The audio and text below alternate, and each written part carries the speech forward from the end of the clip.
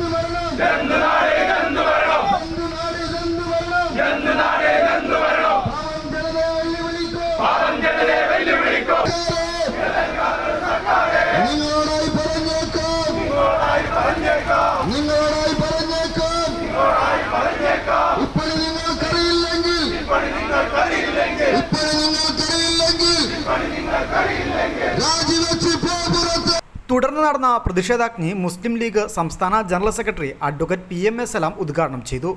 പിണറായി സർക്കാരിൻ്റെ 9 വർഷം പൂർണ്ണ പരാജയമാണെന്നും സർക്കാർ ആശുപത്രികളിൽ മരുന്നുകളോ ഉപകരണങ്ങളോ പോലും ലഭ്യമല്ലെന്നും അദ്ദേഹം പറഞ്ഞു.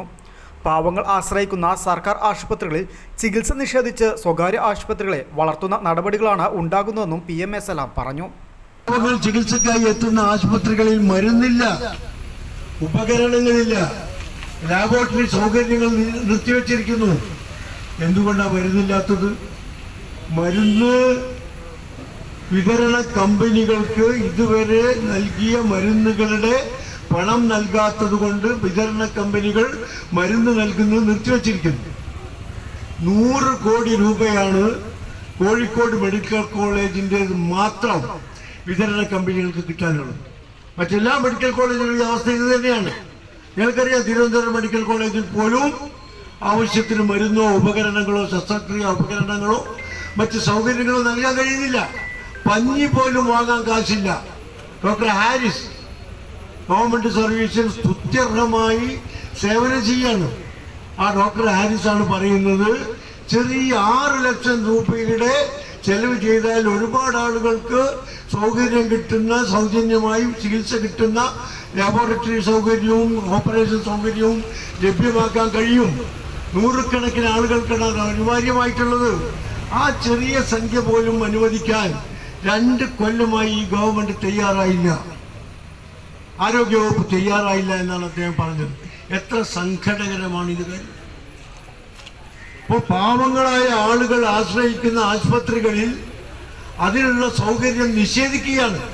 എന്തിനു വേണ്ടിയായി നിഷേധിക്കുന്നത്? ഇത് നിഷേധിക്കുന്നത് കൊണ്ട് ആർക്കാ ഗുണം? സ്വകാര്യ ആശുപത്രി ഉടമകൾക്ക്, മൾട്ടി സ്റ്റാർ ഹോസ്പിറ്റലുകൾക്ക്, വൻകിടക്കാർക്ക് നേട്ടമുണ്ടാക്കുകയാണ്. സർക്കാർ ആശുപത്രികളിൽ ചികിത്സാ സൗകര്യം നിഷേധിക്കുമ്പോൾ വൻകിടക്കാരായ സ്വകാര്യ ആശുപത്രി ഉടമകൾക്ക് വൻകിട ലാഭം ഉണ്ടാക്കാൻ കഴിയുന്നു. പാവപ്പെട്ടവൻ ചികിത്സ നേടാൻ കഴിയാതെ മരണത്തിന് അഭിമുഖീകരിക്കേണ്ടി വരികയാണ്. പാവങ്ങളെ കൊലക്ക് കൊടുക്കുന്ന സർക്കാരാണിത് എന്ന് നിഷേധിക്കാൻ കഴിയില്ലല്ലോ. മണ്ഡലം youth league president UA Razak ചടങ്ങിന് അധ്യക്ഷത വഹിച്ചു. സമരത്തിൽ K. Kunhimarakkar, UK Musthafa master, Sherif Vadakkayil, PM Salim, PP Shahul Hameed, Usman Kachadi, Anees Kooriyadan, Askar Ooppattil, Ayoob Thalappil, Riyas Thottungal, U Shafi, Musthafa Kalathingal, Mammootty Thaikkadan എന്നിവർ സംസാരിച്ചു. തുടർന്ന് ആരോഗ്യമന്ത്രിയുടെ കോലം കത്തിച്ച് പ്രതിഷേധിച്ചു.